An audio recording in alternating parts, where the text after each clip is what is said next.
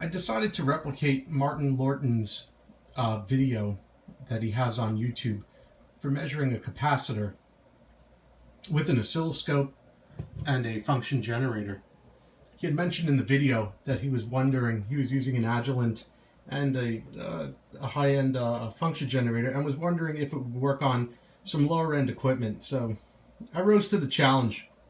And I have my Hantek 5072P, and this is the Feeltech FY3200S. And this is running at 1 kilohertz.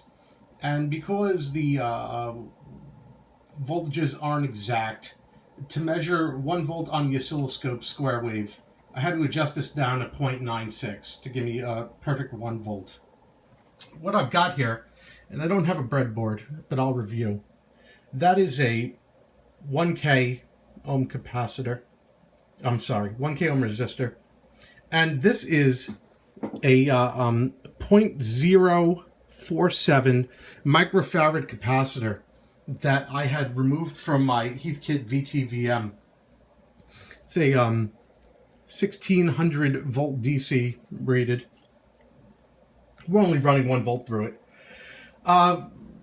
I'm going to post a link to his video, so I'm not going to go through everything that he did in the theory to do this. This is simply a demonstration of what I had done. And basically what I did was I brought in the waveform so you could see one complete cycle. And by adding the capacitor, I used 1000 ohms because he had used it, and it gave me the right amount of curve on the sine wave, on the square wave. So I stuck with it. Also, it's easily divisible.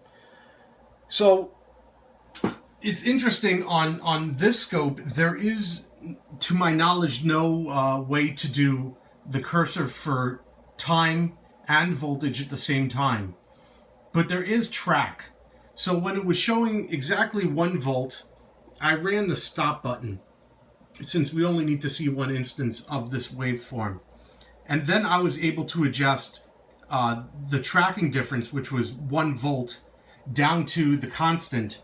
And I got it down to a difference of a delta of 632 millivolts. So 63.2% of the 1 volt waveform. And then what I did, being able to manipulate S and E, I was able to bring S right to the beginning, so it still showed 63.2. If I moved it any further, that delta would change. And then I brought the E over to the point where it intersects, that 63.2 millivolts. And what I came up with was 54 microseconds. And using Martin's math, I came up with 0.0000054. So 0.054 microfarads is what I believe it to be. So micro would be starting right here all the way on the left. That's 0 microfarads. That's 0.0 microfarads. And that is 0.054 microfarads. And it's awfully close to the 0.047 microfarads as advertised on the capacitor. So what I'm going to do, and I don't know how really accurate this capacitor tester is that I have, is I'm going to disconnect this from the circuit, and I'm going to put it on the tester and see what the result is. Just release the capacitor here. Now I have the capacitor removed, and I'm just going to plug it up to my tester. And I have it at 200 nanofarads. And this is reading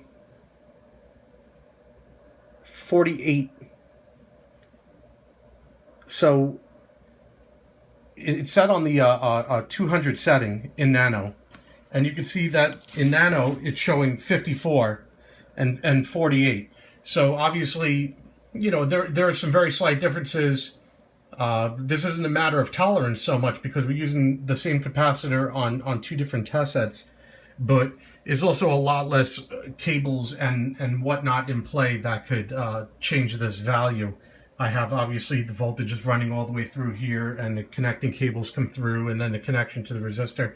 So I could see how the capacitance could change slightly in circuit, but it's pretty good. I think I was able to pull it off. So there you go, Martin, working on the Hantac 5072P with the FY3200S. Thanks for watching.